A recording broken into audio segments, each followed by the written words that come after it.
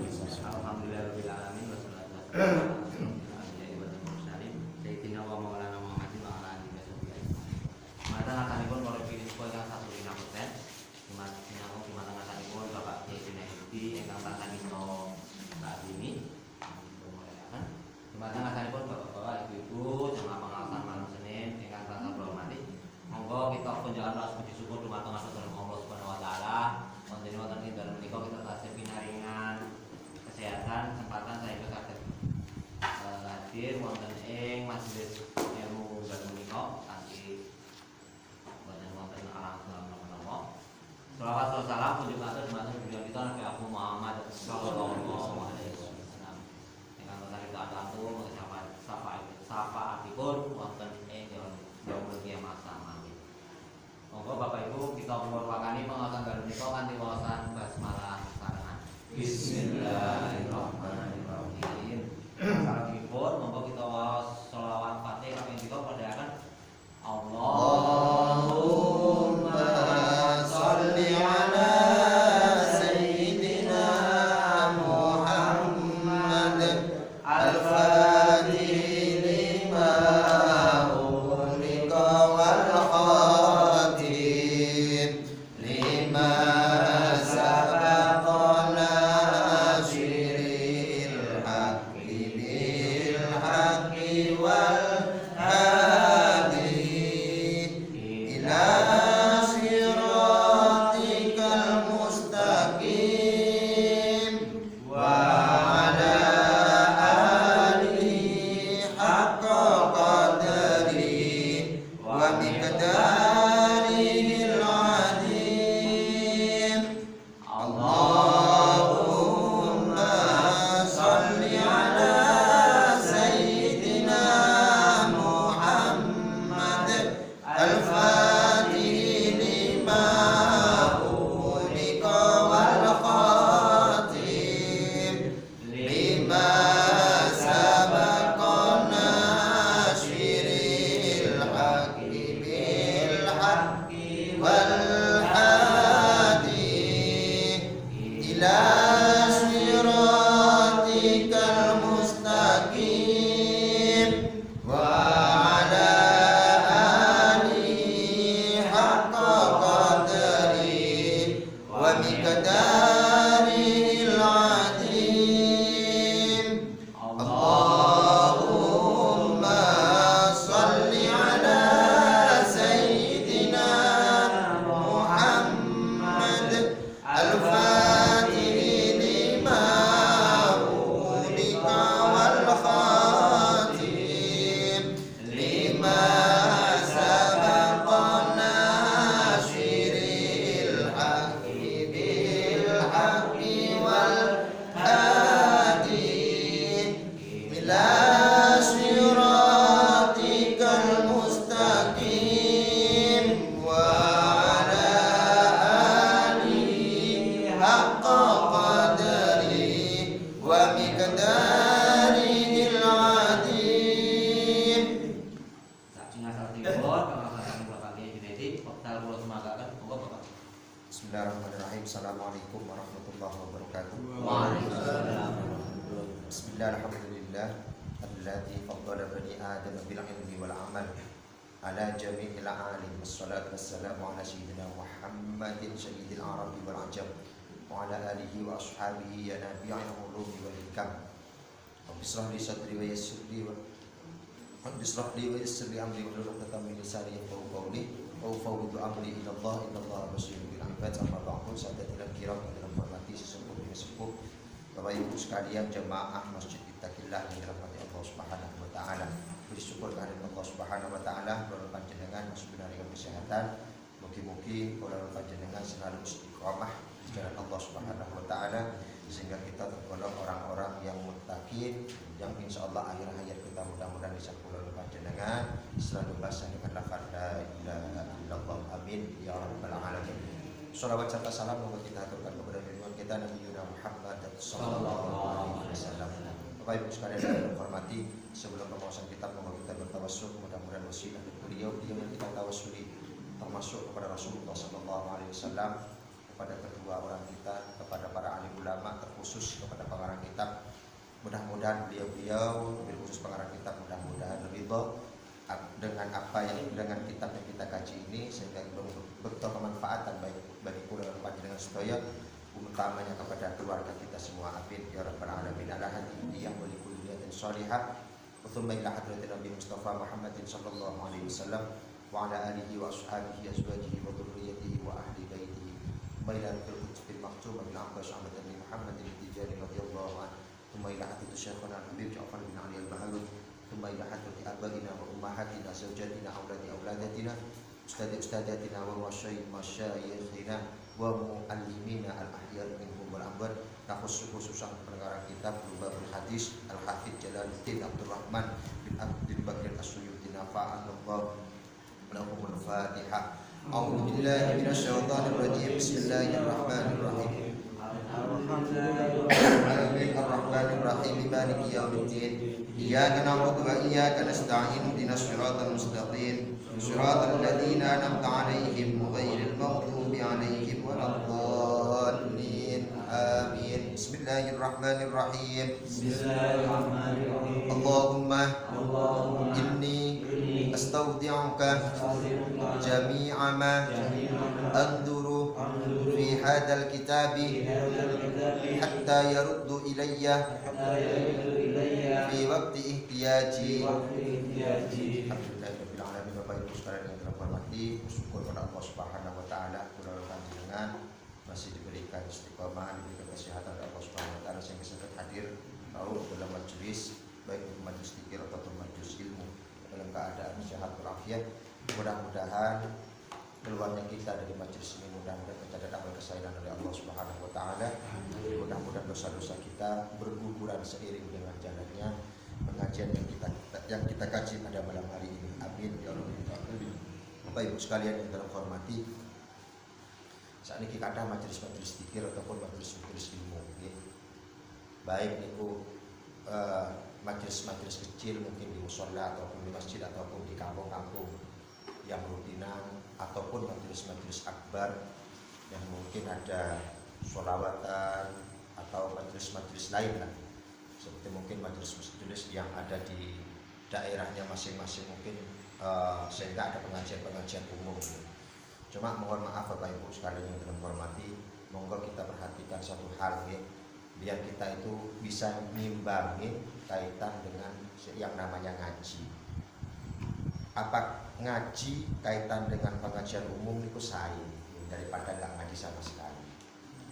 Namun yang perlu kita ketahui itu adalah bahwasanya kajian-kajian yang seharusnya kita kaji, mungkin pengajian kitab, kadang-kadang ya kitab mungkin sepele, kadang-kadang tipis, tapi nah itu rutin, bahkan itu kajian yang sangat luar biasa, kita bisa berhadapan dengan para gurunya, bahkan mungkin bisa salaman dengan gurunya. Nah kadang-kadang itu mohon maaf tidak ada motivasi untuk menyemarakkan itu semua. Malah yang jadi masalah itu malah kadang-kadang pengajian akbar di sepura nih, kadang-kadang ledan dan sekolah ya, maka sebelum sepura nih mungkin sebelum sholat pun ya wis dandan. Itu habis kekeliruan yang sangat besar. Padahal kadang-kadang antara pengajian akbar ngaten niku antara mudaratnya, antara kasairan dengan mudaratnya lebih kathah mudaratnya. Tapi kadang-kala nek pengajian ngapunten kados ngaten niki ya kadang-kadang nggih boten enten sing marake. Wis sing penting yo mangkat boyo guru ngapunten ya ora usah dandan ya ora masalah. Tapi kadang-kadang kan ya hal-hal seperti ini, padahal dari beliau-beliau para ulama menyampaikan ataupun dari para kiai-kiai menyampaikan, adalah khusus yang ada di Sri Martani, ya sing sae niku nggih ngaji kados ngaten niki. Tapi kan kadang-kadang kula panjenengan niku ngapunten lebih mempentingkan, lebih fokus kepada yang akbar. Ya nek saged nggih mboten enten salah ya ngaten niku, cuma nek saged iku monggo di napa nggih diimbangkan lah. Diimbangkan, jangan malah kewalik-walik ya. Karena yang namanya ilmu niku sangat penting. Bahkan yang namanya ilmu itu dalam sudah matur bahwasanya al ilmu yu'ta wa la yu'ti. Bahwasanya ilmu itu didatengin bukan malah mendatangkan. Lah isih ana kiai sing teko ngaji panjenengan niku bersyukur timbangane jenengan golek. Ada niku kan artinya kan al ilmu yukta wala yukti. Tapi nek zaman sakniki nggih boten seandainya hadis niku muga dewan niku disampaikan al ilmu yukta wala yukti, ya insyaallah ora ono sing ngaji. Nggih, nek diterapke ten zaman nih, zaman niki. Jadi gelem ora gelem ya sing ngapunten sing ngerti ya kudu ngingetin monggo ngajak wong sing ora ngerti. Nek zaman erane kula panjenengan sakniki. Makanya Bapak Ibu sekalian yang dalam hormati, kula matur ngaten iki ya nggih ketemu bukan napa-napa. Ya kadang-kadang hal yang sangat penting niku malah kadang-kadang dikalahke dengan sesuatu yang kurang penting, bukan tidak penting tapi masih kurang penting. Nggih kadang-kala ngapunten pengajian akbar niku nggih sae-sae mawon berselawat nggih sae. Tapi kadang-kadang ngomong niku ngapunten kadang-kadang rukun-rukun kaitan dengan sholat yang lain niku malah boten ngertos. Nggih kadang-kadang sholawatan tapi boten sholat dan niku sing dadi masalah. Ya memang anjuran bahwasanya dalam kitab Ta'limul Muta'allim juga disampaikan, ada sebuah syair yang menyampaikan ta'allam fa innal ilma zainun li ahlihi wa fadlun wa unwanun li kullil mahamidi. Dari kitab Ta'limul Muta'allim menyampaikan bahwasanya sing jenenge belajar niku sebab ilmu niku adalah penghias bagi pemiliknya. Dadi wong sing gelem belajar niku menghias tanggane wong sing belajar. Wa fadlun wa unwanun likullil mahamid, bahkan akan menjadikan harimu untuk menambah ilmu. Jadi pengajian napa mawon tapi monggo diimbangi. Jadi orang-orang mau pengajian akbar dandan. Tapi pengajian ya sebenarnya bukan masalah dandan sih, cuma masalah menyemarakan. Okay? Itu yang pertama. Yang kedua, Bapak Ibu sekalian yang hormati, seringkali kula lan panjenengan itu ngapunten sering mendengar kalimat atau kata ghibah nggih, atau ngomongin orang. Bahkan Rasulullah sallallahu alaihi wasallam bersabda yang disampaikan oleh Abu Hurairah dalam Sahih Muslim, pernah ada seorang sahabat bertanya kepada Rasulullah sallallahu alaihi wasallam, apa yang dimaksud ghibah wahai Rasulullah sallallahu alaihi wasallam? Sehingga Rasul menjawab, dzikruka akhaka bima yukrah. Kata Rasulullah sallallahu alaihi wasallam, yang dimaksud ghibah adalah membicarakan saudaramu, kata Rasulullah sallallahu alaihi wasallam, mengenai sesuatu yang tidak mereka sukai. Ya. Nggih niku ghibah kata Rasulullah sallallahu alaihi wasallam. Kemudian sesuatu sing ora disenangi oleh sing diomongi. Sehingga sahabat tangrep meneh kepada Rasulullah sallallahu alaihi wasallam, seandainya apa yang kami bicarakan itu adalah benar yang dilakukan oleh yang kami bicarakan itu bagaimana? Ini kata sahabat kepada Rasulullah sallallahu alaihi wasallam. Sehingga Rasulullah sallallahu alaihi wasallam menjawab, in kana fihi ma taqul faqad tahu. Kata Rasulullah sallallahu alaihi wasallam, kalaupun benar yang dibicarakan, maka itu tetap kalian itu menghibah atau memuji mereka. Itu kata Rasulullah sallallahu alaihi wasallam. Walaupun dia itu benar-benar melakukan ataupun benar yang dilakukan, yang diomongin mereka, kalau mereka itu melakukan sesuatu, itu juga termasuk ghibah. Wa illam yakun fihi faqad bahatta. Tapi kalau seandainya omongan kita ngomongin orang itu kok dilalah ora bener nggih, dilalah sing diomong kesalah, itu kata Rasulullah sallallahu alaihi wasallam, faqad bahatta, maka itu termasuk golongan orang yang memfitnah seseorang.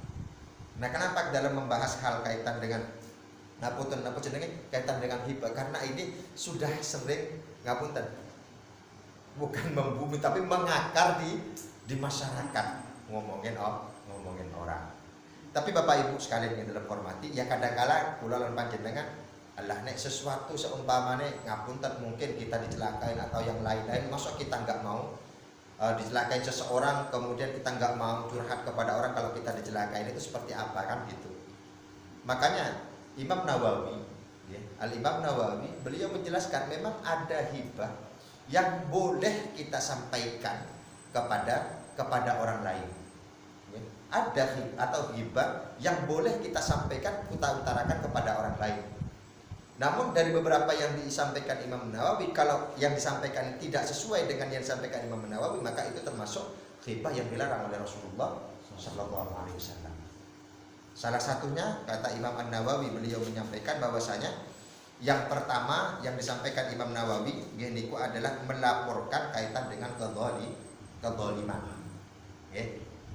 Contoh mungkin jenengan dizalimi oleh seseorang, karena panjenengan minta perlindungan, matur jenengan siapa yang harus mendengarkan omongan panjenengan, yaitu adalah seorang yang bisa panjenengan anggap adil.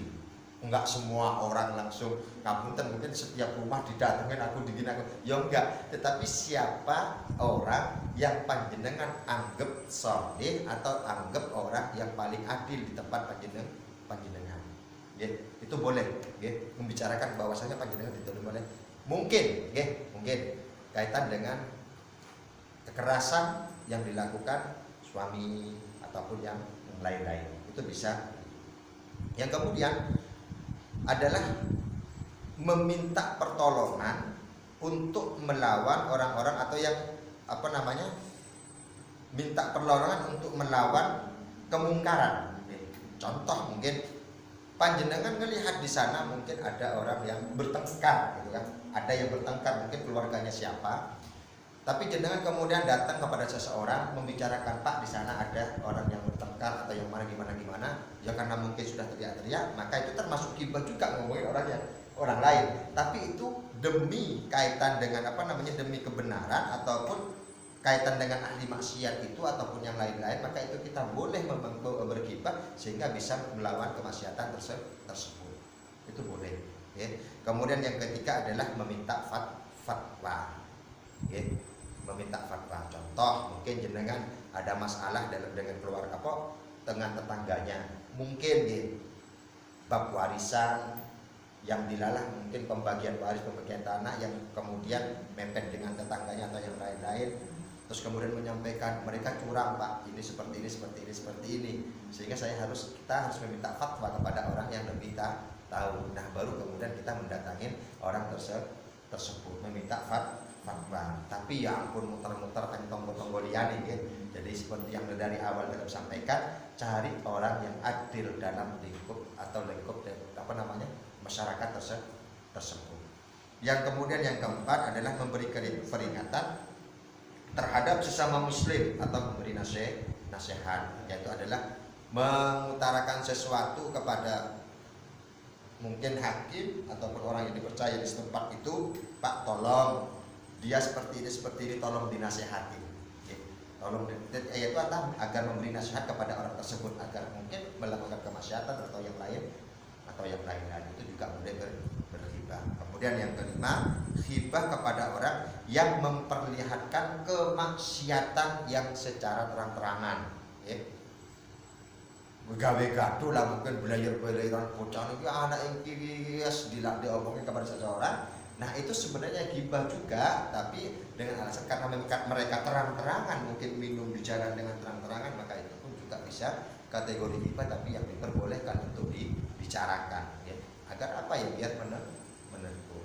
Itu dari Imam Nawawi. Kemudian yang keenam, syarat yang keenam yaitu adalah yang paling bagus itu adalah menyebut nama orangnya, yaitu dengan sebuah julukan. Mungkin namanya Toha, jadi panjenengan tidak usah menyebutkan orangnya, mungkin julukan, ya anggaplah itu orang yang ganteng itu, mungkin itu kan orang yang ganteng itu melakukan seperti ini, tapi ya jangan panggil yang jelek tidak menyebutkan namanya, tetapi memberikan julukan, ya tentunya julukan yang bagus. Engko yang marah si brengsek kayak yang mana masalah itu yang boleh berghibah. Nah, kaitan dengan melaporkan kedzaliman yang awal itu juga termasuk kaitan dengan kekeluargaan, mungkin ada dapat kedzaliman dari suami atau apapun, itu bisa kepada orang yang dipercaya dalam satu kampung atau orang yang adil dalam satu kampung tersebut, dengan catatan tidak membuka aib baik itu suami ataupun istrinya. Cuma yang dilaporkan adalah kekerasan yang terjadi. Itu ghibah yang diperbolehkan menurut Imam Nawawi. Namun kalau lebih dari itu, maka kembali kepada ghibah yang pertama yang tidak diperbolehkan. Bahkan disampaikan orang yang berghibah itu sama halnya makan daging bangkai manusia yang paling menjijikkan. Naudzubillah.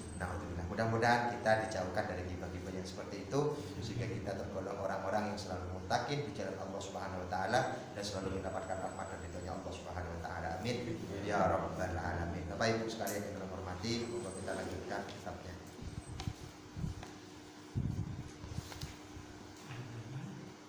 Bab salam.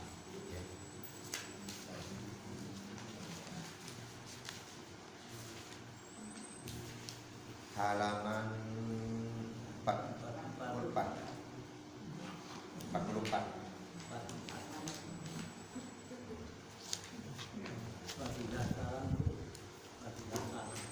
Paling bawah ya.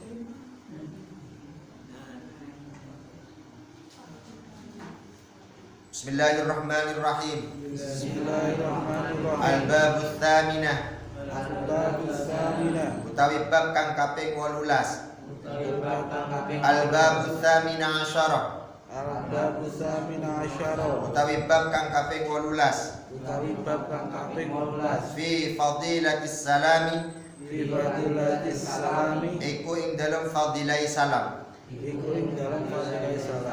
Qala andika sapa an-nabiy sallallahu alaihi wasallam. Rasulullah sallallahu alaihi wasallam. Assalam utawi ulang salam. Iku qablal kalami. Ing dalam sadurunge guneman. Wa qala lan ngendika sapa sallallahu alaihi wasallam. Rasulullah sallallahu alaihi wasallam.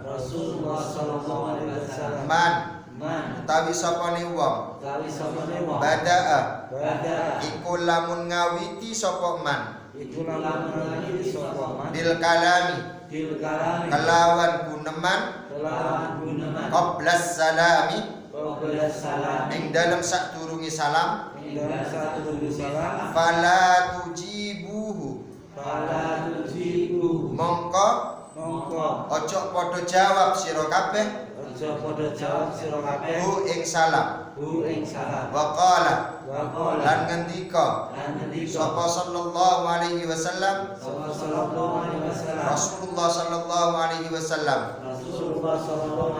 Man utawi sapane wong bada'a iku lamun ngawiti sapa man bisalami kelawan salam bahwa mongko utawi man aula iku luweh utama billahi kelawan Allah wa rasuli lan utusane Allah. Wa qala lan ngendika sapa sallallahu alaihi wasallam. Rasulullah sallallahu alaihi wasallam. Assalamu utawi salam iku min asma'illahi setengah saking piro-piro asmane Gusti Allah Ta'ala wada'ahu nyelehake ing salam sapa Allahu Gusti Allah fil ardi ing dalam bumi fa'afsuhu mongko padha masyhurna sira kabeh hu ing salam bainakum ing dalam antarané sira kabeh fa innar rajula mongko sak tuhune wong lanang al muslimah kang muslim idza marra iku tatkala liwat sapa rajul bikaumin tetemu kelawan kaum fasallama mongko uluk salam alaihim sapa rajul ing atasi kaum faraddu mongko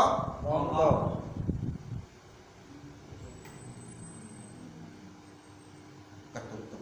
Faraddu mongkon jawab. Faraddu mongkon jawab. Sapa kaum Sapa kaum alaihi ing atase rajul ing atase rajul. kana mongko ana Mongko ana lahu iku kaduwe rajul iku kedue rajul alaihim ing atase kaum ing atase kaum apa fadlu darajatin apa fadlu darajatin luweh derajate luwih derajate bitadkirihi bitazkirihi kelawan oleh ngilangake ngelingake rajul rajul iyahu iyahu ing kaum engkau assalam ing salam ing salam fa illam fa'ilam mongko lam fa illam yaruddu mongko lamun orang jawab sapa kaum mongko lamun orang jawab sapa kaum alaihi ing atase rajul ing atase rajul radda mongko jawab alaihi ing atase rajul man sapa wong huwa kang utawi man iku khairun luwih bagus minhum timbang saking kaum wa atyabu lan luwih suci wa qala dan ngendika sapa sallallahu alaihi wasallam inna aulan nasi saktuhune luwih utamane manungsa billahi kelawan Allah man iku wong bada'a kang ngawiti sapa man hum ing annas bisalami kelawan uluk salam. Bapak Ibu sekalian yang dalam hormati, minggu yang kemarin kita sudah membahas bab sedekah, ya. Mudah-mudahan kita tergolong orang-orang yang selalu mau bersedekah di jalan Allah Subhanahu wa taala. Setidaknya nek enggak duwe nggih gawe keapian baik dalam tingkah laku ataupun omongan. Saiki pun masuk kepada bab tamina min asyarah, yaitu adalah bab yang nomor 11 fi fadilatis salam, nerangake kaitan dengan fadilah salam. Rasulullah sallallahu alaihi wasallam menyampaikan assalamu qabdal kalam, bahwasanya sing jenenge salam niku sadurunge ngomong nggih. Jadi salam niku sadurunge ngomong nggih. Orang ngomong sithik baru assalamualaikum nggih. Tapi sadurunge sing jenenge salam niku sadurunge ngomong. Sehingga Rasulullah sallallahu alaihi wasallam juga melanjutkan man bada'a bil kalami. Sapa nek wong nggih, lamun wong niku ngawiti mulai awal apa namanya? Mendahului ucapan nggih. Apa namanya? Wong niku man bada'a bil kalam, memulai sesuatu pembicaraan bil kalam qabla salam, tapi wong niku kok enggak salam dulu nggih. Mungkin langsung ngobrol tidak salam dulu. Fala tujibuhu, kata Rasulullah sallallahu alaihi wasallam, mongko rasa jawab sira kabeh. Artine ora usah nanggapi. Nek enggak salam dulu. Biasanya kan kadang-kadang mungkin acara-acara mungkin yang paling sering itu pada acara-acara umum, tapi saat ini pun alhamdulillah baik niku acara umum ataupun acara keagamaan pun pakai salam gitu. Tapi biar nek saniki ya biasanya kan langsung biasanya nyekel mic ya langsung. Bapak Ibu sekalian yang kami hormati, terima kasih atas waktunya kan gitu biasanya.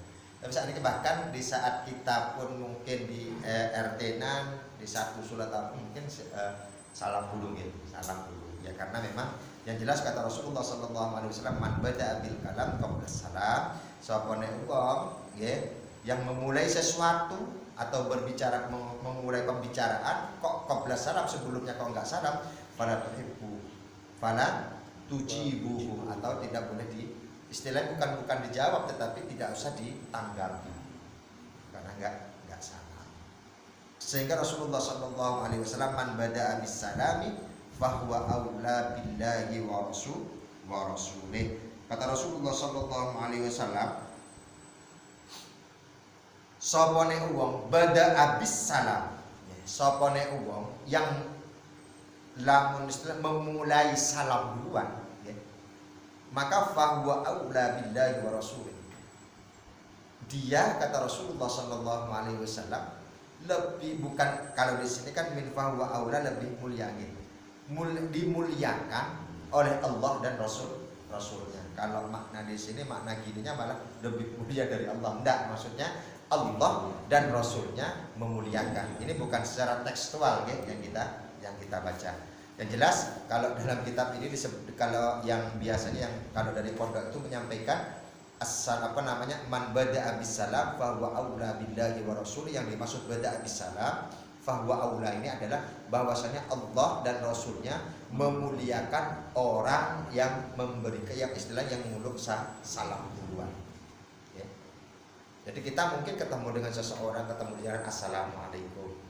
Ya justru yang utama, yang orang yang mendapatkan kemuliaan itu adalah orang yang menguluk salam. Ya. Biasanya pertemuan-pertemuan mungkin para kiai ataupun para ulama saling bertemu antara ulama satu dengan yang lain rebutan salam. Tapi kadang-kadang kita berpikir lu sing jawab sapa lho kalau salam ini salam kan. Makanya kan ada sih mencuri itu yang boleh ada. Ya. Mencuri jawaban salam. Contoh mungkin ya, Pak D ada tamunya assalamualaikum, berarti sing jawab adalah keluarga sini waalaikumsalam, itu nyuri salam. Ya. Itu yang boleh. Ya. Jadi kata Rasulullah Sallallahu Alaihi Wasallam, man bada'a bisalam, siapa orang yang ngawiti atau yang memulai salam duluan itu dimuliakan oleh Allah Subhanahu Wa Taala beserta Rasulnya. Waqala Sallallahu Alaihi Wasallam, assalamu min asma'illah, bahwasanya kenapa kok sampai dimuliakan oleh Allah Subhanahu Wa Taala? Merkane sing jenenge salam min asma'illah, termasuk nama-nama Allah. As-salam yaitu termasuk asmaul husna. Wada'ahullahu fil ardi, dan Allah menempatkan as-salam itu, yaitu kalau di sini kan nyelehake ing salam atau menaruh salam. Allah itu menaruh salam fil ardi, yaitu di muka bumi. Itu karena memang bagaimana tidak dimuliakan menguluk salam yang untuk pertama kalinya, ya karena salam itu adalah nama dan sebagian nama dari Allah Subhanahu wa Ta'ala. Fa'afsuhu bainakum, kok mashurno, maka uluk salam sira kabeh salam ing dalam antarane sira kabeh. Makanya kita dianjurkan, bahkan selalu disuruh untuk selalu menguluk salam antara satu dengan yang lainnya, karena salam itu adalah nama Allah. Fa innar rajulal muslim, maka seandainya ada seseorang mungkin Pak Desuti ada jalan mau menuju ke toko, sebelum masuk ke toko sudah ada kumpulan di sana, kumpulan di sana. Sehingga panjenengan orang nek wong Jawa kan kula nuwun nggih. Kula nuwun atau gimana. Maka di sini fa innar rajulal muslim idza marra biqaumin fasallama alaihim faraddu alaihi. Maka kok panjenengan niku ngapunten Pak Desuti menyampaikan assalamualaikum nggih. Assalamualaikum. Maka kata Rasulullah Sallallahu Alaihi Wasallam, faradtu alaihi kana lahu alaihi fadlu darajatin. Tatkala kita nguluk salam tanggene sebuah kaum atau kumpulan yang kita uluk salam di saat kita lewat di depannya, maka sesungguhnya orang yang nguluk salam itu derajatnya lebih tinggi daripada orang-orang yang disalami. Itu kalau dijawab. Itu kalau ya maksudnya kan mau dijawab ataupun enggak ya sama, derajatnya lebih tinggi daripada orang tersebut. Bitadkiri. Kenapa? Ya karena kita mengingatkan mereka untuk saling sapa. Namun kata Rasulullah Sallallahu Alaihi Wasallam, fa illam yautu alaihi, tapi seandainya kok kulolan panjenengan mungkin lewat kepada suatu kaum dengan menyampaikan assalamualaikum, namun kulolan panjenengan niku ngapunten mungkin tidak ada jawaban salam. Bahkan kadang-kadang Allah Ustaz assalamualaikum barang Ustaz kan ya nek wis kan ngaten niku nggih. Maka kata Rasulullah Sallallahu Alaihi Wasallam, radda alaihi man huwa khairul lahu minhum wa atyab. Itu kata Rasulullah Sallallahu Alaihi Wasallam. Kalau di sini yang dimaksud di sini adalah bahwasanya akan dibalas salam kita, ya, akan dibalas salam kita man huwa khairul, Yang membalas itu adalah lebih bagus-bagusnya orang yang kita uluk salam niku. Nggih. Bahkan wa atyabu dan luwih suci. Kalau dalam keterangan pas kula istilah riyen pas ngaji, nggih niku adalah yang menjawab salam kita adalah malaikat. Kalau di sini adalah radda alaihi man huwa khairum minhum wa atyab, yaitu adalah orang yang menjawab adalah wa khairun, lebih apik ditimbang wong kaum tersebut, bahkan wa atyabu dan lebih suci. Berarti yang di sini adalah maknanya malaikat. Nah, seandainya kita nguluk salam kepada orang-orang kaum yang mungkin kita jumpai kemudian tidak dijawab, ya nggak usah berkecil hati, karena yang menjawab lebih mulia daripada yang kita salami.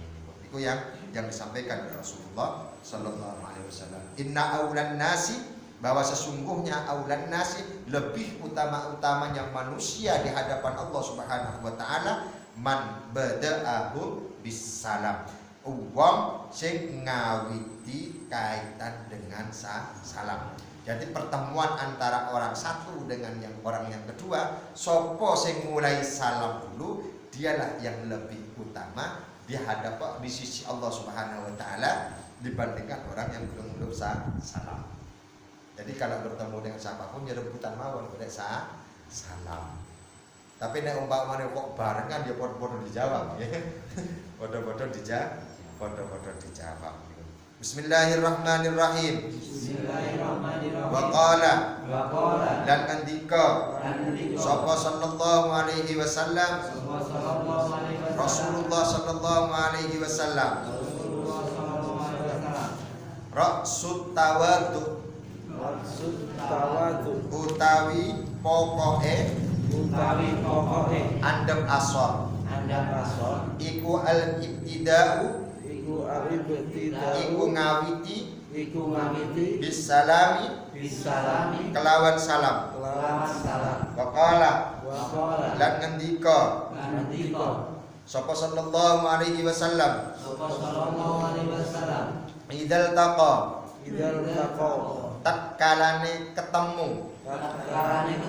sapa al muslimani wong Islam loro aqrabuhuma mongko utawi luweh parek-pareke musliman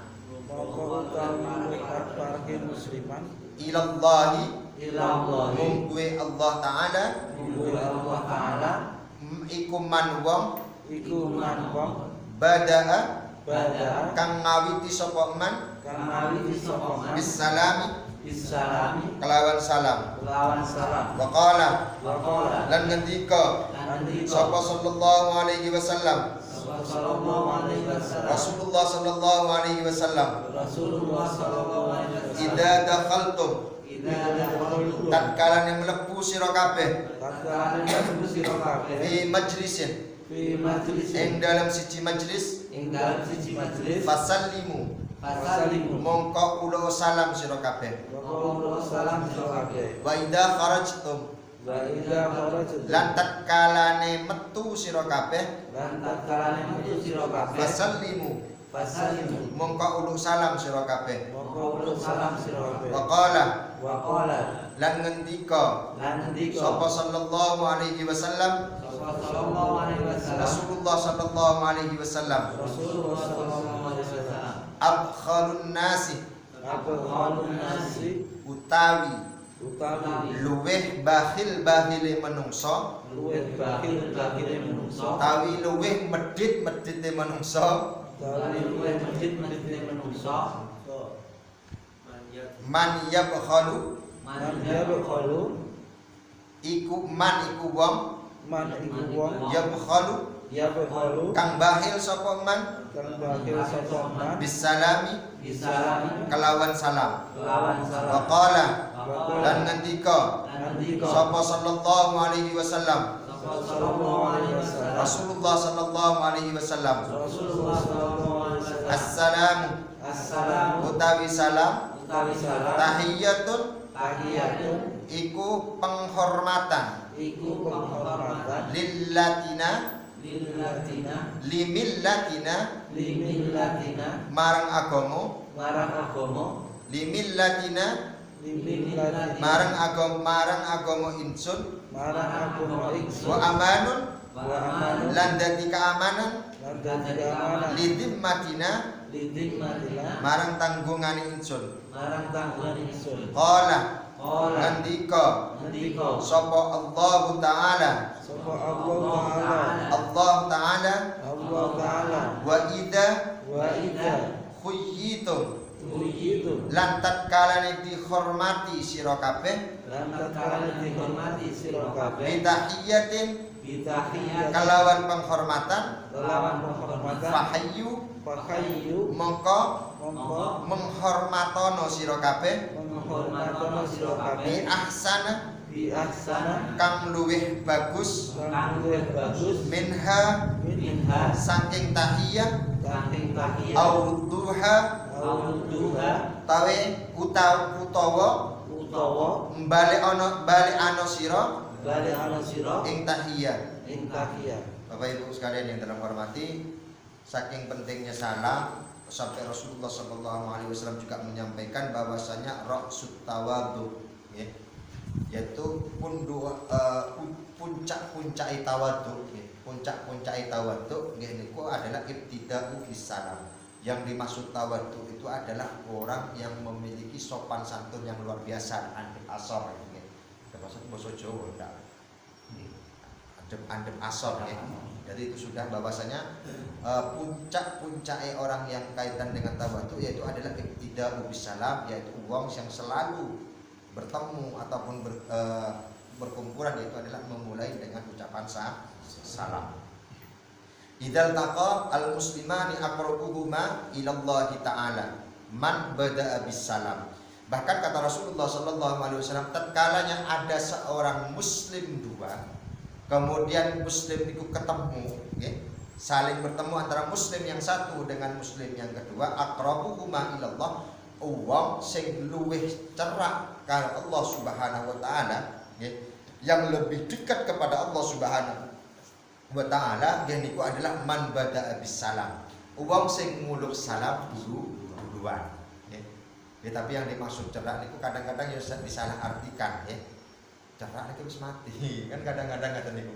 Wong sing pengen cepet ketemu sing kosok monggo naik motor ngebut. Itu cerak mati. Ya kadang-kadang ya guyon memang nggih.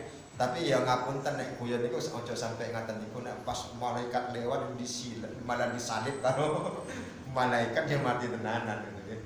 Ya kadang-kadang kan enten kadang-kadang men ngepur kayak wis kangen karo sing poso paling kadang-kadang ya takutnya malaikat lewat. Tapi yang jelas kata Rasulullah SAW, nek ana wong muslim dua saling bertemu, kemudian yang paling dekat dengan Allah Subhanahu wa taala adalah orang yang memulai salam duluan.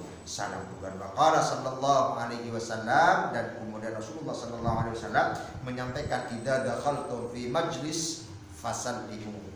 Apabila kalian semua mau masuk kepada suatu majlis napa mawon, baik pertemuan RT, rapat ataupun yang lain-lain, maka kita dianjurkan untuk salam. Bubar pun fa idza kharajtum fasallimu, maka tatkala kita juga bubar mau keluar dari tempat tersebut, yaitu kita saling untuk salam kepada orang-orang yang wabil khusus, yaitu kaitan dengan sahibul bait atau tuan rumah. Abkhalun nas min yabkhalu bis salam. Sak medhit-medhite wong nggih niku wong sing ora tahu muluk salam.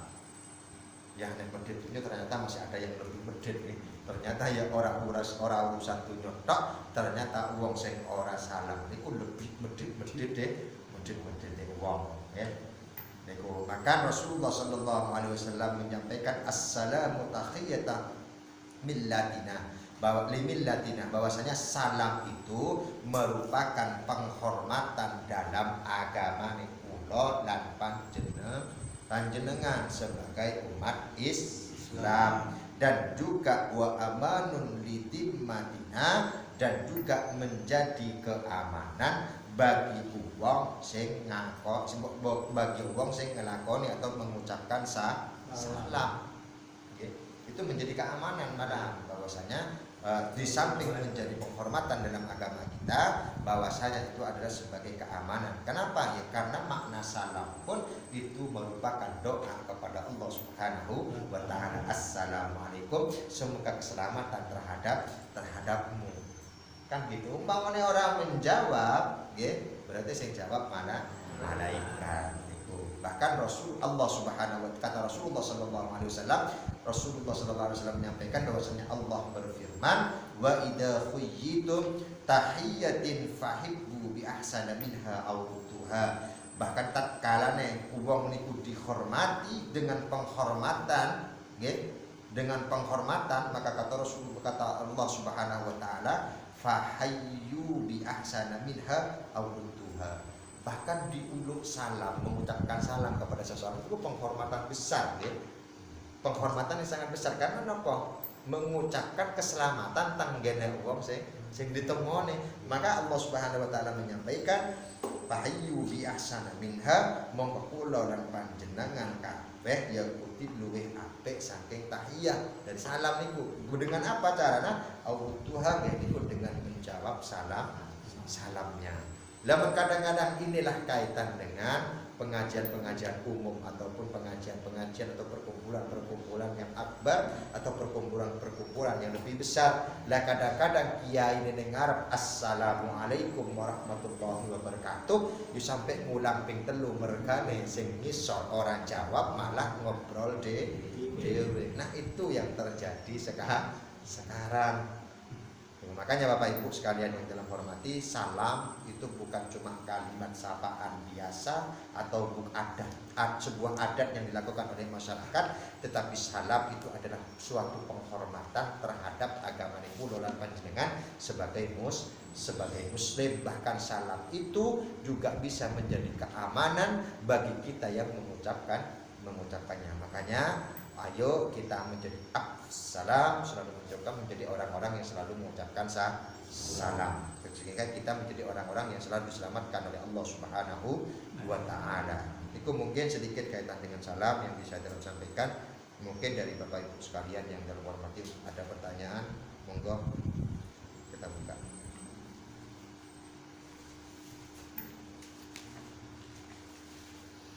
Sama Pak. Yeah. Misal dalam suatu pertemuan itu ada yang non muslim tuh, kita ucap salam gimana Pak? Ya kita kan lihat mayoritas di mana kita tinggal. Iya. Ya kalau ya mohon maaf, mungkin panjenengan sebagai RT mungkin ya masyarakatnya 30 orang. Ya kursi Kristen wong loro. Ya jenengan orang mungkin satu muni orang mungkin lebih kepada yang mayoritas. Kalau sekarang kan malah di pemerintahan itu kan malah ngapunten pada campur aduk. Setelah assalamualaikum malah waalaikum swastiastu. Wis ora sampai luwi-luwi, cikung sing lebih aman wae. Lebih lihat yang mayoritas. Bagaimana di saat kita ada, biasanya kan sekarang yang namanya assalamualaikum itu sudah menjadi populer, ya. Bukan cuma Islam, bahkan non Muslim pun itu mengucapkan salam kepada kita. Yang tentunya kita sudah banyak yang tahu bagaimana kita cara menjawab salamnya.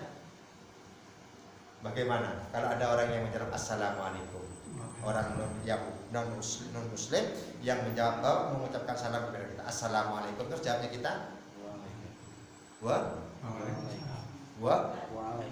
alaika. Yang non muslim. Okay. Jenengan seorang muslim, ada non muslim, assalamualaikum Pak Suti, terus jawabannya jenengan gimana? Jawabannya jenengan seperti apa? Enggak, tetap kita menghormati. Jawabannya apa? Wa alaika. Yang dimaksud kan assalamualaikum, dia menjawab apa? Mengucapkan assalamualaikum warahmatullahi wabarakatuh kepada kita mungkin seorang muslim, tapi kita juga tidak biar tidak salah paham atau tidak tersinggung, kita jawab wa alaika. Ya walaupun maknanya berbeda. Mereka mengucapkan keselamat kepada kita, semoga kita diberikan keselamatan, tapi kita jawab wa alaika.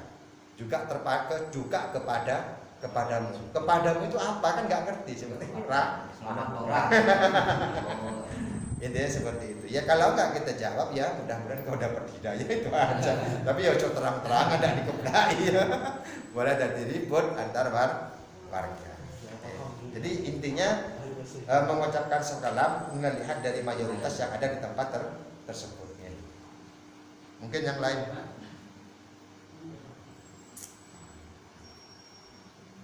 Monggo. Kadang-kadang di acara ada yang dimulai dengan Bismillah. Ya. Ada yang sebelum assalam itu ada yang Ya. acara itu Bismillah. Gimana? Dia kan mau memulai sesuatu Pak. Ya, Bismillah. Contoh ya. Assalam dulu. Benar? Assalam dulu nanti acara terusnya Bismillah. Bismillah itu kan sebenarnya nggak harus dijaharkan Pak. Contoh gini, Mas Priyo ditunjuk menjadi pembawa acara. Ya, dia kan berarti kan mau memulai sesuatu. Ya. Mau memulai sesuatu yaitu membacakan sebagai istilahnya pembawa acara. Jadi, dia memegang nih Bismillahirrahmanirrahim. Ya artinya memulai sesuatu dengan menyebut asma Allah. Nggak masalah, nggak masalah. Bahkan setelah itu Assalamualaikum warahmatullahi wabarakatuh, nggak usah baca Bismillah lagi ya nggak masalah, langsung Alhamdulillahillah. Sama kayak ini khutbah itu, ya. Khutbah kan gitu. Assalamualaikum duduk, napa panjenengan langsung Bismillahirrahmanirrahim, Alhamdulillah. Dan kau dikira amin kan di bawah. Mana dikira imamnya soalnya padahal jenengan khutbah. Betul. Jadi kan langsung alhamdulillah. Jadi nggak ada masalah memulai itu dengan. Jadi memulai sesuatu dengan membaca lafaz Bismillah. Monggo yang lain. Tata cara mengucap salam ketika masuk rumah, sedangkan satu keluarga itu kan berada di luar rumah.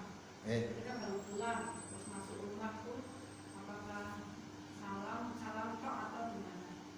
Memulai diri. Tapi ada orangnya. Nggak ada orangnya. Nggak ada orangnya ataupun ada orangnya di saat kita entah itu orangnya di luar atau di dalam. Mungkin kan kita nggak tahu ya keluarga setelah kita pulang kerja, mungkin keluarga kita nggak tahu entah itu di dapur, maka mau nggak mau istilahnya kita tetap mengulut salam. Karena apa? Rumah itu pasti berpenghuni. Rumah itu berpenghuni. Bahkan kita dianjurkan masuk ke rumah pun dengan Assalamualaikum, walaupun kita bepergian bersama keluarga, kemudian mungkin kan ditutup pintunya nggih. Kita pulang barengan, maka kita ngetep dengan bismillah Assalamualaikum. Karena rumah kita itu berpenghuni. Makanya dalam yang dijawabkan jawab malaikat. Makanya ada yang ulama menyampaikan seandainya Allah Subhanahu wa taala itu membuka tabir antara manusia dengan jin, ya, antara manusia dengan jin, maka setiap genteng-genteng, tiap satu-satunya genteng di rumah kita itu bertengger jin-jin, baik itu jin kafir ataupun jin muslim. Seandainya Allah Subhanahu wa taala membuka hijab antara manusia dengan bangsa jin. Makanya kita sekarang menurut salam. Jadi kalau seandainya jin tabir itu dibuka, awak dhewe dirah podo-podo delok jin kuwi iso didelok, maka alam dunya niku kebak. Sipit awak dhewe. Yen dilalang ke alame dan salam makam lah nggih, kamu saat ini logika, nggih. Kita disunahkan masuk makam dengan mengucapkan Assalamualaikum ya ahliyan, nggih. Nggih mboten. Kok kayak ora tau ngeluk salam ya. Nggih masuk makan kan Assalamualaikum. Ya artinya kan ya Assalamualaikum ya ahliyan, mudah-mudahan keselamatan bagi engkau wahai ahli kubur. Makanya masuk makam ya orang mau nyelonok tok ya. Tur ngapunten nggih. Nek masuk makam niku ya ngapunten lah. Ya sithik-sithik ya dikir nggih. Ora mung ngapunten, ora namung ngresi suket tok. Nggih ngapunten niki kebanyakan yang terjadi ngaten niku lho nggih. Ya kita paham lah. Ya ngapunten ya mungkin enggak bisa baca surat Yasin ataupun yang lain. Tapi setidaknya ya kita lihat kalau kita itu akan sama seperti mereka, ya. Yang kedua, ya mbah kirim hadiah lah atau entah itu zikir atau Al-Fatihah, masa Al-Fatihah gak hafal kan gitu, ya. Orang mentok kok ngapunten. Namun nyabuti rumput loh, nyabuti rumput kadang-kadang resik. Ya kadang-kadang ya ono ya kadang ya wong Jawa lah ya enggak ada masalah. Aku balik sik ya Pak. Ya le kadang-kadang nek anak sing mati. Lah kepiye to iki? Itu masih makan pada lepas sendal itu adab atau memang ada? Ada, sunnahnya? memang iya. Iya. Ada seperti itu. Cuma kalau secara pribadi dan secara pribadi burung pernah. Ngapunten. Ya mungkin ke bawah dari Jawa Timur adab memang. Adab. Dalam artian kalau tidak pun Enggak ada masalah. Singene wong oke. Enggak ada masalah. Ya terus terang, dalam walaupun ada orang meninggal di sana atau dimanapun lah, di saat saya masuk makam yang lain copot sandal, aku tetap naik. Sandalnya tetap tak pakai. Kalau ditanyain, ya simpel aja. Karena rano kram, terus cuci sandalku iman-iman tuh hilang. Ya kadang-kadang ya enggak ya, tapi itu adalah akhlak yang bagus di rata-rata kebanyakan orang setelah dari makam itu nyuci, entah itu wudhu atau apa, itu memang ada tuntunannya atau ben resik. Ya sebenarnya kita dianjurkan untuk berwudu. Ya, tapi kalau maknanya orang Jawa itu katanya main orang ke gowo apa jenenge? Sawan gitu kan. Ya aslinya ya apa tapi di Islam itu langsung dirubah untuk berwudu. Suci kok.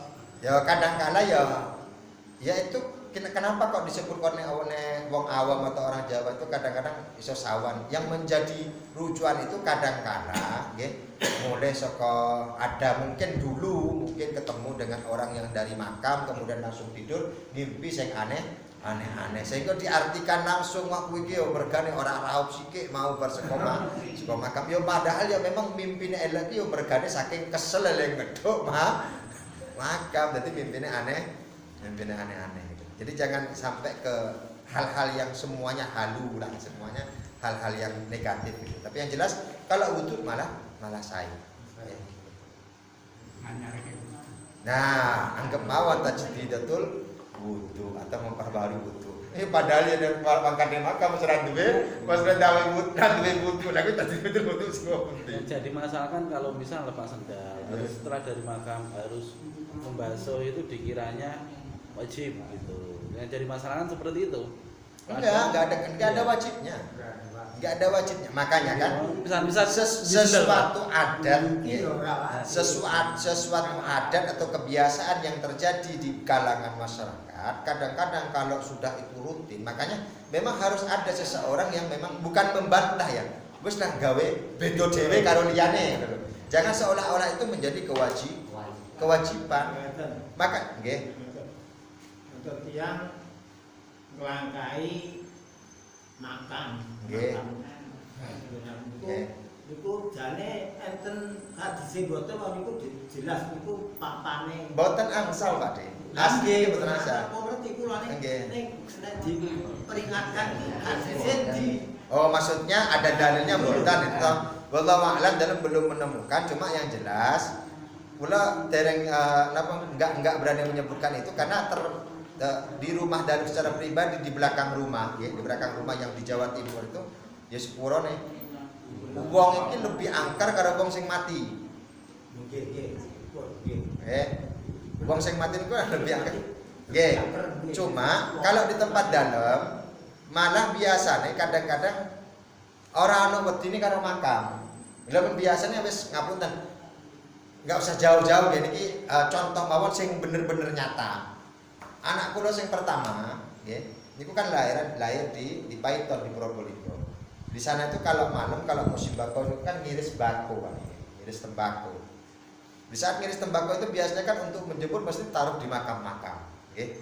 Lah anak saya yang pertama, anak kula yang pertama niku pas ngiris bako bengi-bengi jam 11 jam 12 anak ada orang meninggal baru 2 hari. Lah makamnya malah dibuat kuda-kudaan. Ya karena memang kami itu ya mau bukannya nggak tahu, enggak gitu loh. Ya memang orang makam angker kalau di. Dan kadang-kadang buat lewat motor malah tadi. Kadang-kadang ya misalnya kan kalau di sini kan orang meninggal itu kan apa namanya itu? Kiri baca. Mejanya kan satu, ya. Kalau di sana dua. Dua. Ada meja dua. Kadang-kadang tengahnya gue naik motor pada buat berapa jenenge main trail-trailan. Lebih saking ya mohon maaf ya agama ini ya kuat tapi ya sing jenenge bocah ya ora sing ya angkere mangkam ya ora ono dadi. Mana ruko. Aslinya dua itu di sini dua Pak De. Cuma iya, cuma le nancepnya kadang-kadang didadekke siji. Padahal kan ada yang satu yang makanya kalau pertama kali masuk ke Jogja itu ada salah seorang habaib yang suwan ke rumah. Dia itu begitu turun dari atas itu menuju pulang ya. Dia kan pintu makam di petir itu kan nggak ada pintunya. Dia tuh astagfirullah innalillah. Itu kenapa tau? Saya juga bingung gitu loh. Karena saya memang nggak pernah masuk dan nggak tahu orang mati di sini. Orang di sini kalau orang memakamkan antara non muslim dengan muslim campur ya. Lah itu di dalam pas di pintu masuk itu ada orang meninggal baru salib gitu. Saya kan nggak tahu Pak De. Tak kira dia orang Kristen tenanan. Nah, ternyata orang sini itu kalau orang meninggal mohon maaf maisan ya. Maisannya itu maijan ya. Itunya mana berbentuk salib.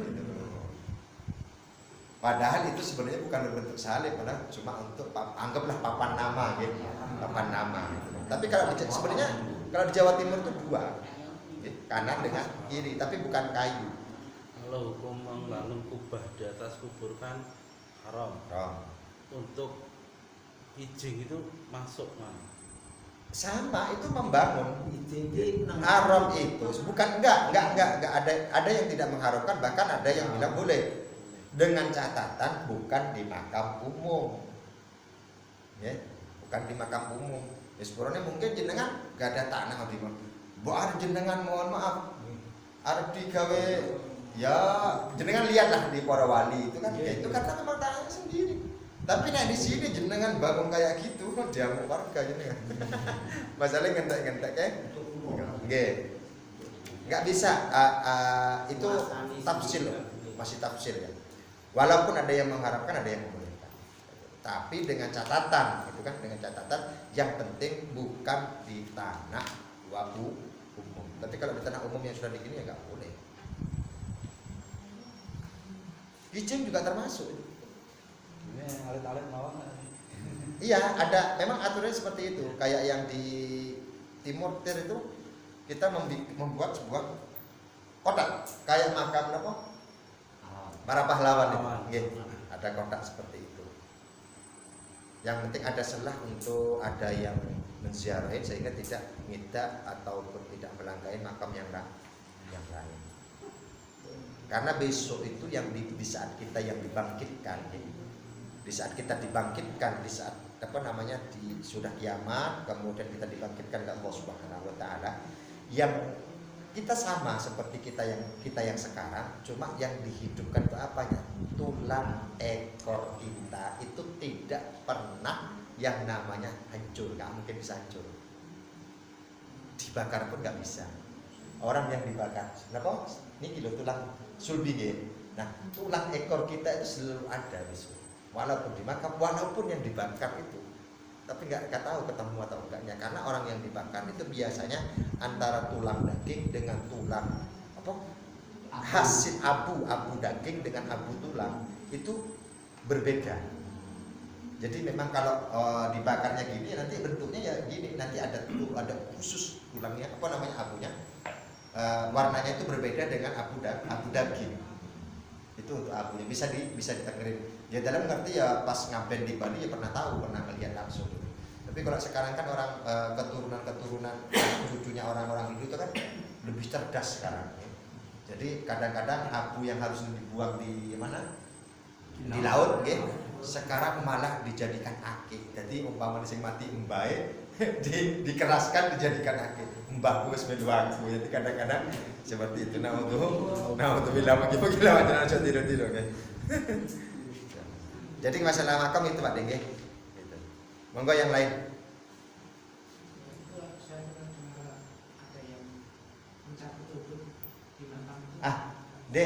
Jadi anjuran gini Pak De, masalah rumput, kita tahu bahwasanya yang berzikir kepada Allah Subhanahu wa taala bukan cuma manusia Pak nggih, tetapi itu juga termasuk adalah tumbuhan.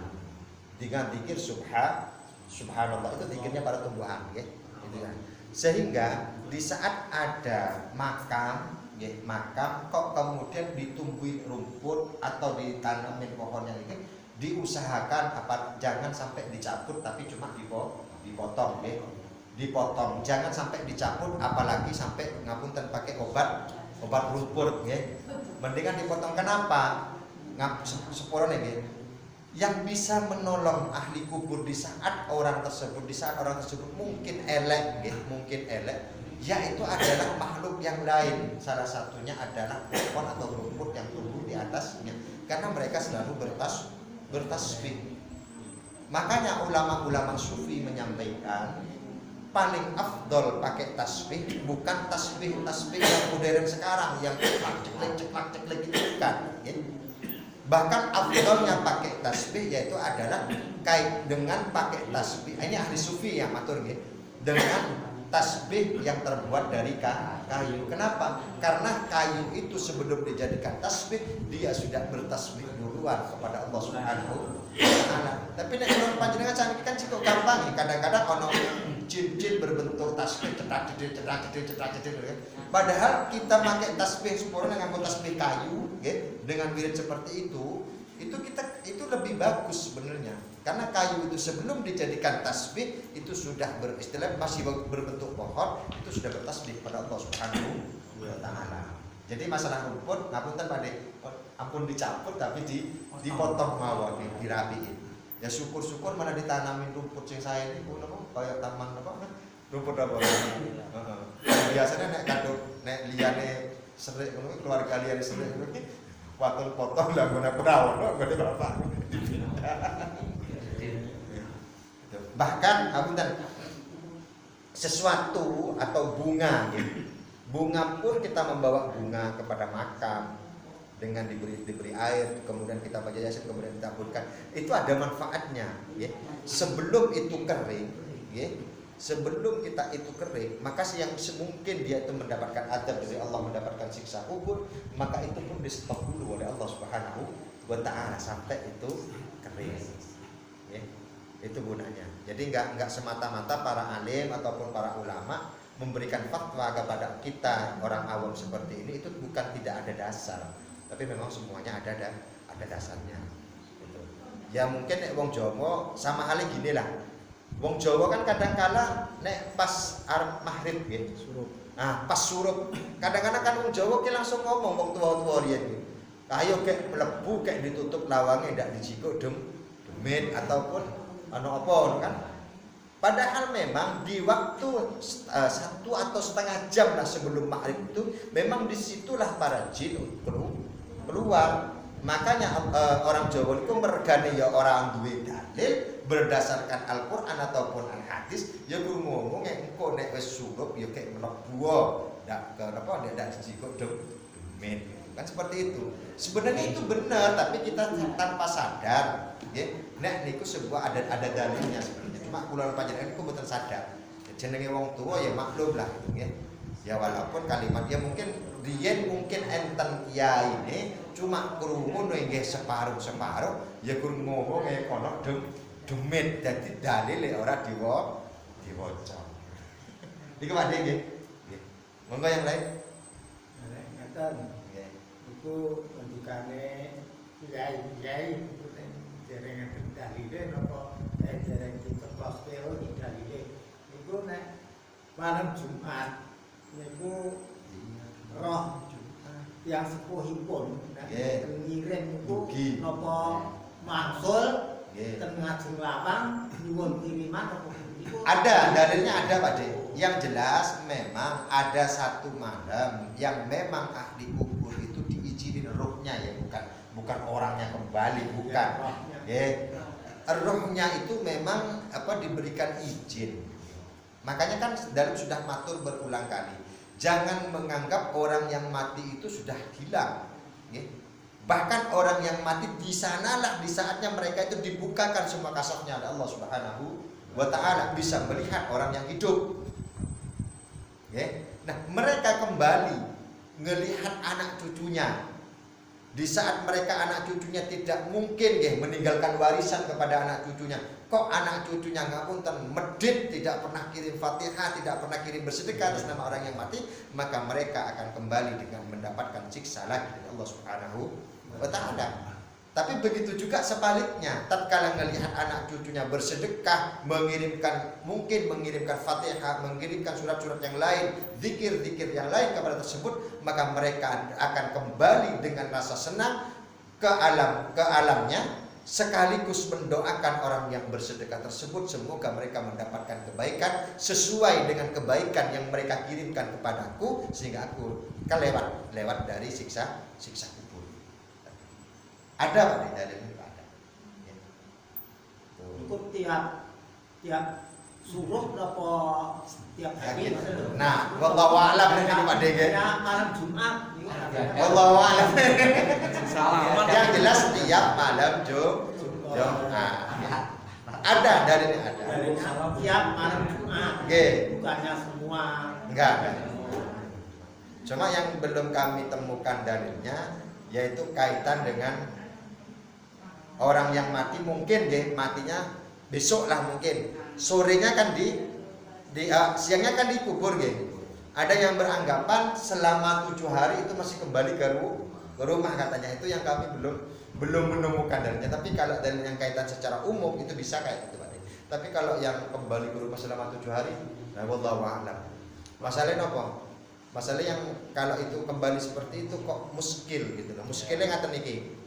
Soalnya di malam pertama ahli kubur itu bukannya seperti malam pengantin, tetapi malam yang dahsyat sehingga adalah sholat unzil qabri dengan tujuan kalau mereka jelek malam pengantinnya ahli kubur ya mungkin dengan unzil qabri mereka mendapatkan maghfirah dari Allah Subhanahu wa taala. Unzil qabri itu kalau dilakukan jamaah itu yang jahar siapa? Imam atau semua? Enggak ada yang jahar. Yang jahar. Mbak, ini kan ada kekeliruan. Memang banyak kekeliruan sih yang mungkin karena pengetahuannya yang belum bisa dijelaskan. Kalau sholat unzil qabri itu bukan dijahar tetap membaca sendiri.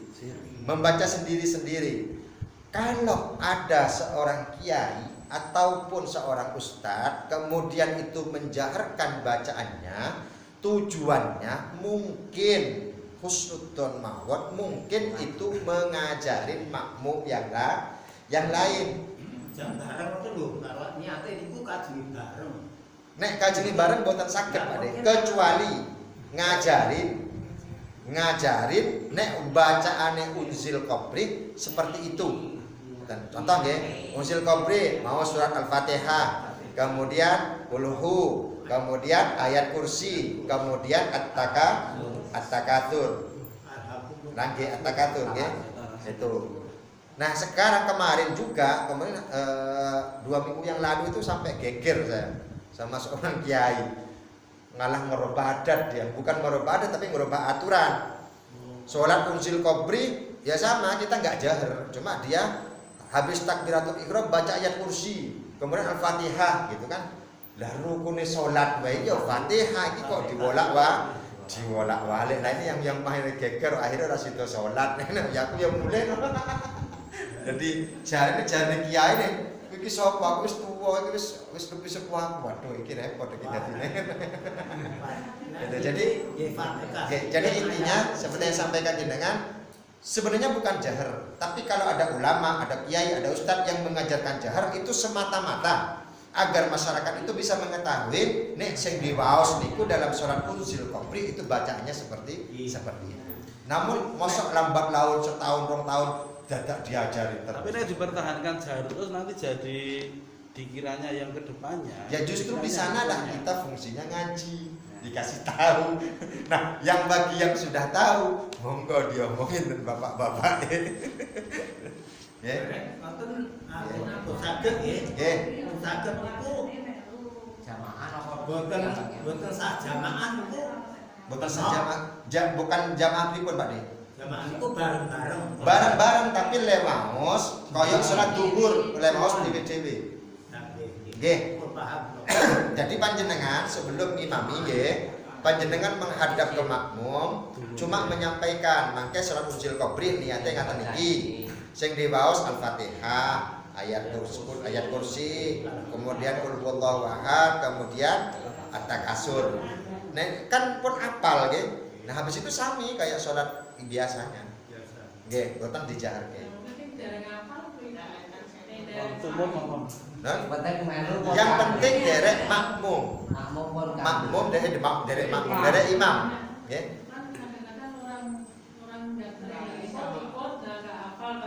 Kan kumut dadi makmum wis jam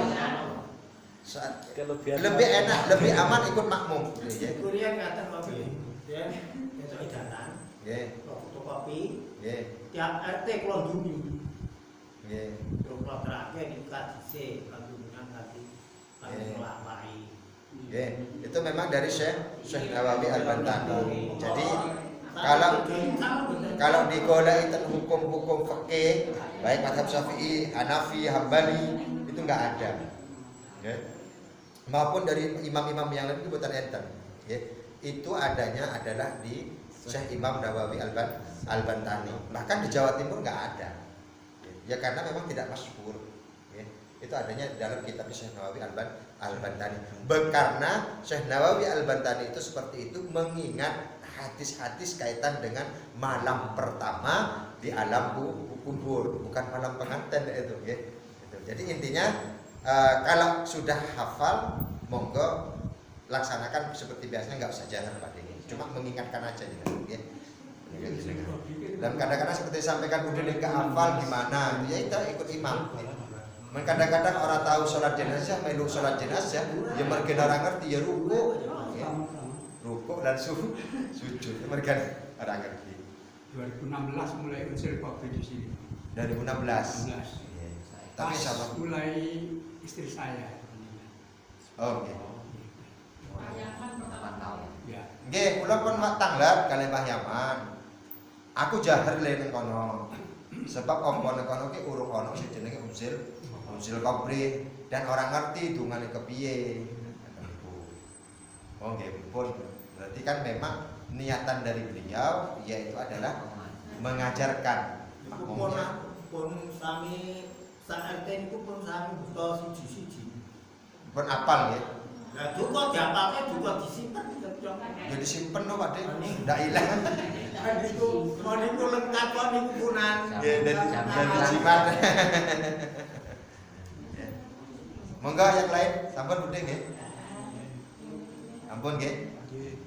Ya, mudah-mudahan apa yang kita kaji pada malam hari ini bisa bermanfaat baik bagi kita secara pribadi, keluarga, umumnya kepada masyarakat. Yang jelas Bapak Ibu sekalian yang terhormati, dalam mengajak sekali lagi monggo akhir zaman ini ya sepuro nih kayak malam Senin kok cepet banget nih. Wis malam Senin meneh. Aku iki mau ya ora sadar. Aku wis malam Senin. Aku tak rasa-rasake kiamat yo cerak tenan. Lagi wis malam Senin meneh. Ketok yo lagi wingi gitu loh. Jadi monggo kita jangan terpampang kaitan dengan hari akhir itu kiamat atau gimana nya, tetapi kita lebih memperbanyak legolek sangu nggih. Wis kiamat kepiye nek mati bareng-bareng ra apa lah nggih. Yang jelas sing jenenge kiamat nggih, wong sing ning atine isih ana iman walaupun sebiji sawi nggih. Maka besok sebelum kejadian-kejadian kejelekan di akhir zaman, maka itu akan hilang dengan terhempas. Amin. Mungkin kula panjenengan selalu istiqomah, ati niku kula panjenengan selalu ditetapkan iman Islam nggih.